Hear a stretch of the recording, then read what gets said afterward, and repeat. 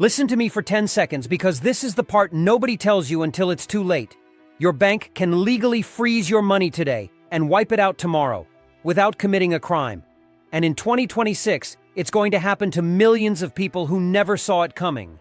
Right now, U.S. banks are sitting on $517 billion in unrealized losses, credit card defaults just hit a 12-year high, and auto loan delinquencies are the highest since the Great Recession. At the same time, the FDIC quietly admitted that if even one major bank collapses, their insurance fund will be wiped out instantly. Translation: if your money disappears, you're not getting it back. Not tomorrow. Not ever. And this isn't happening to irresponsible people. It's happening to parents trying to buy groceries, to workers living paycheck to paycheck, to seniors who think their savings are safe, until the app suddenly says, "Account restricted," and the bank stops answering the phone. This isn't a prediction, it's a countdown, and it already started. The FDIC bail-in model is quietly coming back, and most Americans don't even know what that means. Most people still think their money is safe in the bank because of that magical acronym they love to hear. FDIC insured. Right? That little sticker on your local branch window gives you warm, fuzzy feelings, like there's some invisible shield around your savings account. But here's what they never told you. Back in 2010, during the European banking crisis, the global financial elite quietly rolled out a dangerous new playbook, the bail-in model. Instead of bailing banks out with taxpayer money like we saw in 2008, governments decided, hey, let's just use the depositors' money instead. Cyprus was the test run. Overnight, account holders woke up to find that up to 60% of their bank deposits had been seized to stabilize the banks. And now, here's the kicker. The U.S. adopted the exact same legal framework in 2014. Yes, it's already on the books. It's legal. And most Americans have no idea it even exists. The Dodd-Frank Act gave the FDIC and Federal Reserve the green light to resolve collapsing megabanks using your money. If Bank of America, Citi, or Wells Fargo gets into deep water in 2026, which, by the way, many analysts are already predicting due to unsustainable commercial real estate exposure, guess whose money is first on the chopping block? Not the executives, not the shareholders, yours. The FDIC has already made it clear. Deposits are legally considered unsecured liabilities of the bank. Meaning, if your bank fails, you're an unsecured creditor, not a priority. And with only $124 billion in FDIC reserves, backing over $18 trillion in deposits, it's a cruel joke to believe they could save everyone. That's less than 0.7% coverage. You don't need a tinfoil hat. You just need a calculator. If a single major bank falls in, 2026, the cascade will be instant, and millions of accounts will be locked, frozen, or partially confiscated in a matter of hours. This isn't some sci-fi scenario. It's the law. It's already here. You just haven't heard about it on CNBC yet. Real-time digital payment rails are coming, and they can be switched off in a heartbeat. If you thought the days of your bank processing your money slowly were coming to an end, you're right, but not in the way you think. While the mainstream media cheers on things like the FedNow service, a real-time payment network launched by the Federal Reserve, they're leaving out one massive, world-altering catch: total transaction control. FedNow is not a consumer-facing app. You can't download it. But it's the infrastructure that every U.S. bank is being pushed to adopt by 2026. And it's lightning fast. Sounds good, right? Except this. With that speed comes programmability, meaning your access to money can be restricted, frozen, or redirected in real time. Your payroll deposit, delayed because of a glitch. Your payment to a politically sensitive organization, flagged for review. Your grocery bill at 2 a.m., declined for suspicious behavior. And here's the part they won't admit publicly. This is the exact same framework that central bank digital currencies, CBDCs, are built on. The same FedNow rails that speed up your Zelle transfers, they also make it easier to shut off your account at the push of a button. Sound dystopian? Tell that to Nigerian citizens who watched their bank cards stop working during protests, or Canadians whose accounts were frozen for donating to the wrong cause. It's not science fiction. It's digital plumbing. And once it's installed, it's there forever. By 2026, nearly every major U.S. bank will be fully integrated into this system, and you won't be able to opt out. Because guess what? FedNow will eventually replace existing payment systems like ACH and SWIFT. It's all part of the modernization push. And here's the scariest part. Once everything is instant and programmable, errors become irreversible. You won't be able to call your bank, file a dispute, or reverse a mistake. If a hacker gets in, or a government watchdog doesn't like what you're doing, it's game over. You blink, your balance hits zero, and there's no human behind the curtain to help. The rails are silent, but the control is total. Banks are selling your real-time data to AI surveillance firms, and you already gave them permission. Do you remember checking a little box when you opened your bank account that said, "I agree to the terms and conditions"? Of course not. Nobody does. But buried deep in those 12,000-word privacy agreements is something most Americans would lose their minds over if they actually read it. You've given your bank permission to share your transaction history, location data, and spending habits with third-party analytics firms. And by 2026, this won't just be for marketing purposes.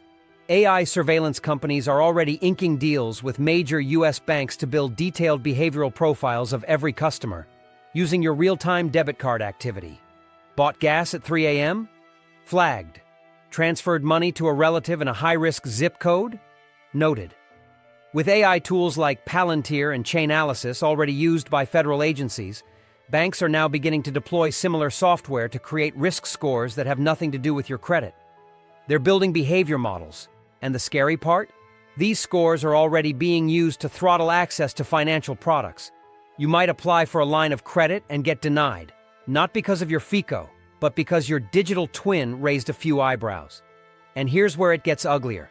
New financial compliance rules like Section 1033 of the Dodd-Frank update will force your bank to share all your data with third-party services at your request, which sounds empowering until it becomes the norm for every fintech app and payment gateway. Now your life is scattered across cloud servers. Nothing is private. And if, or when, a breach occurs, and with nearly 5,000 financial data breaches reported in 2024 alone, it's not a matter of if. Your entire spending history could be sold on the dark web for pennies. Combine that with real-time access and programmable restrictions, remember Step 9? And you're looking at millions of Americans waking up in 2026 with locked accounts, suspicious flags, and zero recourse. They'll say it's fraud prevention, but it's surveillance, and we all opted in without even realizing. Financial institutions are getting crushed by shadow bank contagion, and your account is the collateral. Nobody wants to talk about this because it's complicated and ugly, but you need to understand this before it's too late. There's a whole world of finance that doesn't show up in the headlines. The shadow banking system. These are unregulated entities, like hedge funds, private credit firms, money market funds, that aren't technically banks, but still move trillions of dollars in the global economy. In fact, according to the Financial Stability Board, over $239 trillion is now circulating in the shadow banking sector worldwide. That's more than the entire global GDP. And here's the part that affects you. Traditional banks are deeply intertwined with these entities through hidden liabilities, off-book exposures, and rehypothecated collateral chains.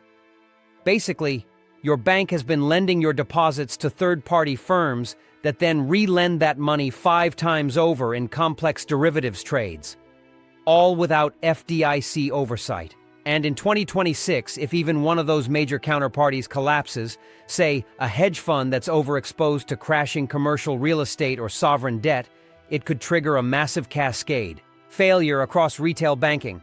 We saw a tiny glimpse of this in 2023 when Credit Suisse imploded, and in 2024 when regional banks like First Republic and Signature Bank folded. But this time, it'll be bigger, faster, and more contagious. Because now there are smart contracts and AI trading bots operating in decentralized finance platforms that move billions in seconds. And your bank's exposure to these platforms is often completely opaque. In other words, your checking account is the safety net for a hyper-leveraged house of cards. And when that house starts shaking, your account gets frozen as a precaution, or drained to cover liquidity shortfalls, or worse, converted into restricted credit while the courts sort things out. If that sounds insane, remember, Lehman Brothers was rated investment grade just 24 hours before it died. You won't see it coming. And your bank won't warn you. They'll just flip the switch. And when they do, it's not Wall Street who pays the price. It's Main Street. It's you. Your bank is already on a digital death watch list. They just haven't told you yet. More than half of the banks in America are technically insolvent right now. You heard that right. The math doesn't lie. According to a 2024 report by Stanford and the National Bureau of Economic Research, over 2,100 U.S. banks are holding more liabilities than assets. Meaning if everyone pulled their money out tomorrow, those banks would collapse on the spot. This isn't just the mom-and-pop credit unions in Iowa either. We're talking regional giants that are hanging by a thread because of one thing: unrealized losses on their bond portfolios. During the 2020-2022 zero-interest free-for-all, banks scooped up long-term treasury bonds, thinking they were safe. But when interest rates skyrocketed under the Fed's inflation fight, those bonds tanked in value. And suddenly banks were sitting on billions in paper losses. The only reason this hasn't turned into a panic yet? Accounting magic. As long as they don't sell the bonds, they don't have to realize the losses. But guess what? In 2026, loan delinquencies are projected to surge, especially in the consumer auto and commercial real estate sectors. That means banks will be forced to sell assets at a loss to cover the defaults. And when that starts, it's game over. The FDIC has already been quietly running resolution drills with major banks to prepare for mass failures. But the public? Completely in the dark. There's even an internal classification system where regulators rank banks as watch, deteriorating, or critical. Think your bank is safe? You wouldn't know. They're not required to tell you. And when the dominoes fall, they'll fall fast. Just like Silicon Valley Bank. One tweet, one withdrawal wave, and poof, your money's behind a frozen login screen. When it comes to 2026, the only thing worse than not, knowing your bank's about to fail, is finding out when it's already too late.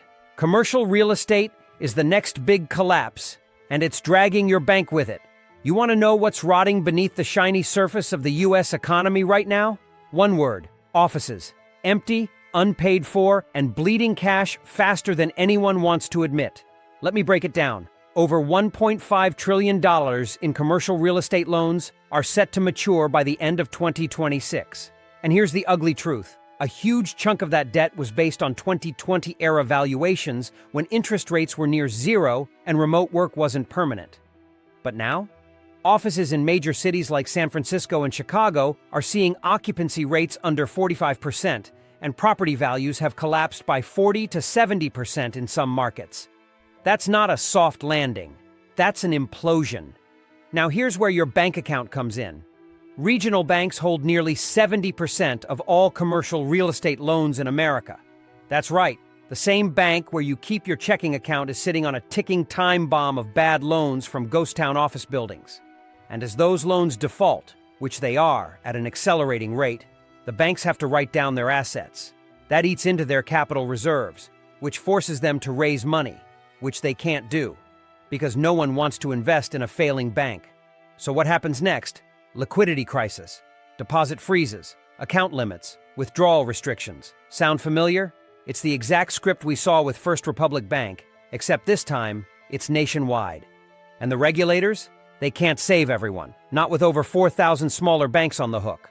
When that commercial real estate floor finally caves in, and analysts say Q2 of 2026 could be the stress point, your money is going to be trapped under the rubble. And don't expect a warning.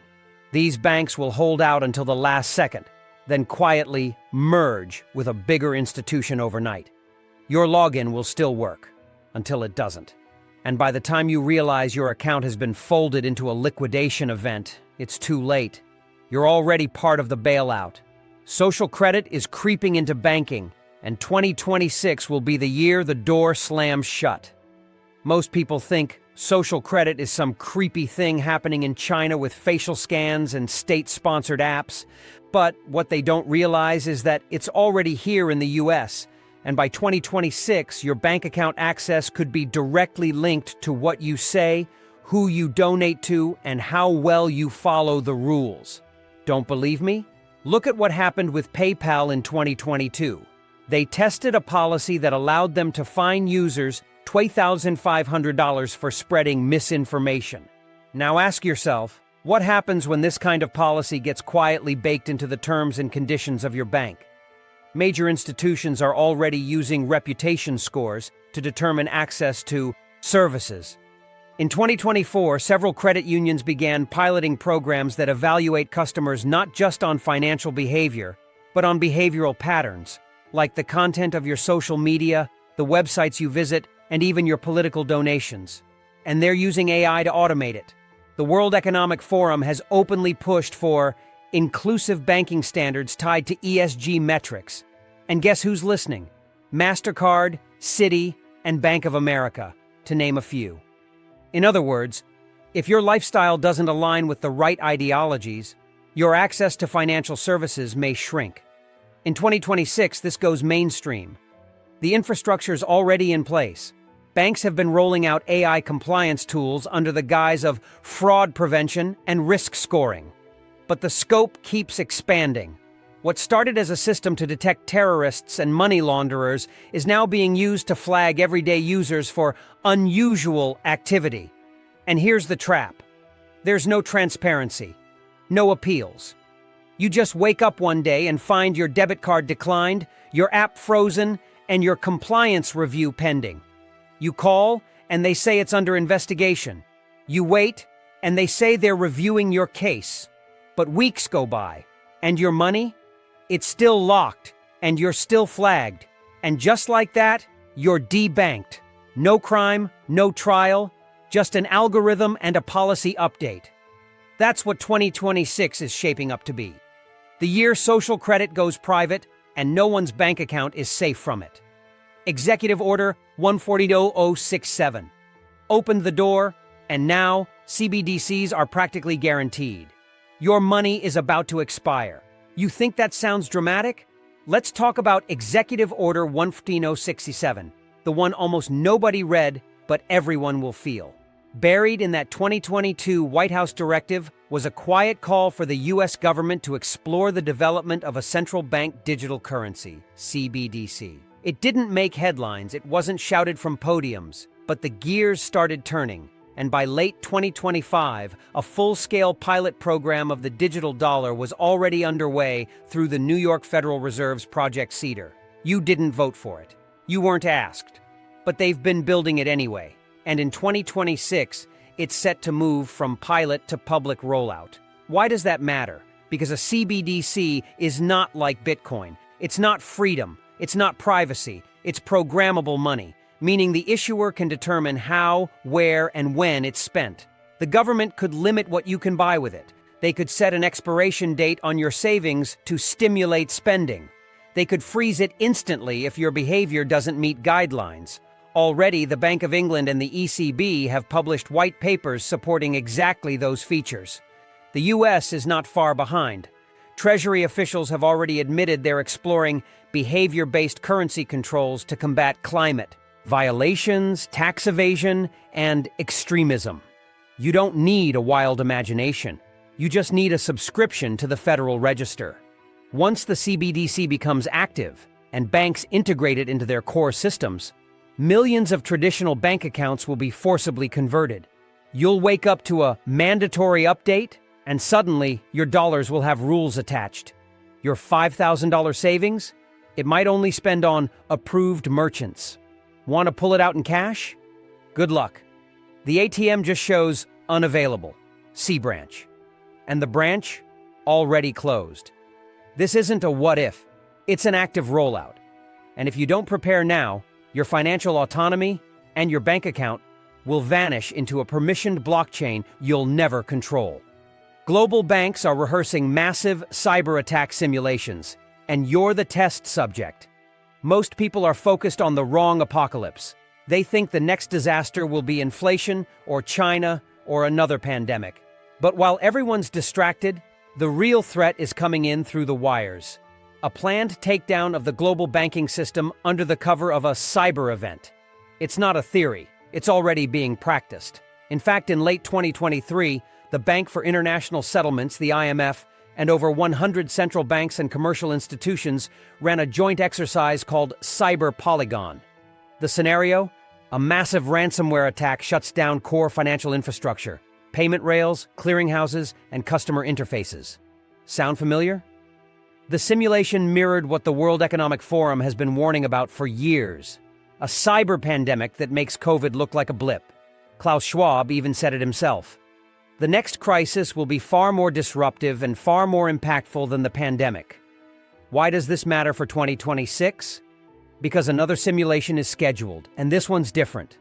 According to insider leaks from participants at the Bank of England and HSBC, the next drill will not be announced in advance, and may include live system lockdowns to test real-time response. Translation? Banks could go down temporarily and you'll be told it's just a drill. But when your app doesn't work, when you can't pull cash from the ATM, when your debit card gets declined at the store, how will you know if it's a simulation or the real deal? And that's the whole point. The lines will blur, and when panic sets in, people will flood the system with login attempts, transfers, withdrawals, and guess what? That's when the banks will seize the moment to reset the system. They'll blame hackers, they'll freeze access, they'll roll out new protocols, new terms, and, yep, new digital currencies. By the time it's restored, your old account may be gone. Converted, restricted, audited. You'll be told it's to protect your funds. But the truth? Your account was just wiped under the guise of global cybersecurity. And nobody, not your bank, not your government, not even your lawyer, will be able to stop it once the switch is flipped. The great consolidation is the end game, and your bank account is just step one. This is it, the final act. The part they won't say out loud, but every insider, economist, and central planner is quietly admitting behind closed doors, banking, as we know it, is ending. In 2026, we are going to witness the largest consolidation of financial power in history. The plan is already in motion. Regional banks, phased out, credit unions, absorbed, independent lenders, eliminated or bought.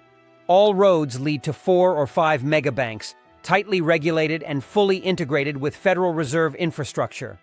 Why? Control, efficiency, surveillance, and most importantly, resilience to collapse. But guess what has to happen first? Millions of ordinary bank accounts, like yours, need to be purged, absorbed, reclassified, or shut down. That's why small accounts are being hit with new maintenance fees, balance minimums, and inactivity closures. It's why banks are merging branches, slashing staff, and automating everything. It's not just to cut costs, it's to trim the herd ahead of the transformation. The unbanked will be lured into CBDCs. The non-compliant will be locked out. The low-value accounts will vanish. And those who remain? They'll be swept into fused Fed bank hybrids, where every dollar you hold is a tracked, time-stamped entry on a ledger you no longer own. They'll call it upgrading financial inclusion. But the reality is simple. They don't want 10,000 banks with unique policies and protections. They want 5 nodes, 5 portals, 5 pressure points. And once that's done, there's no going back. Your money is no longer your money. It's just a permission slip. Spend it the wrong way? Revoked. Save too much? Taxed. Move it too quickly? Flagged. And when that system is fully online, and the consolidation complete, the average American will realize far too late that their entire financial identity has been rewritten. Millions of accounts will disappear, not because of hacks, not because of fraud, but because they were never meant to survive the transition. You were just a line item on a ledger. And in 2026, that line will be deleted with surgical precision. So here's the bottom line. If you're still pretending that everything's going to be fine, you're not paying attention. You've got collapsing banks hiding losses behind fake accounting, digital currencies being fast-tracked behind your back, and central planners rehearsing cyber accidents that conveniently reset the system. And you're the one they'll erase first, because you don't have lobbyists, you don't have legal teams. All you have is a checking account that they can freeze with one keystroke. And in 2026, they won't ask. They won't warn you. They'll just do it. Your life savings? Gone. Your transaction history? Flagged. Your options? None. You can scroll past this and pretend it's just internet fear porn. Or you can wake up and realize the purge is coming for your money, and they already built the tools. The only question left is whether you've got a plan, or whether you're going to be another line in the FDIC's Monday morning spreadsheet labeled liquidated. Prepare now, because once they flip the switch, there's no undo button.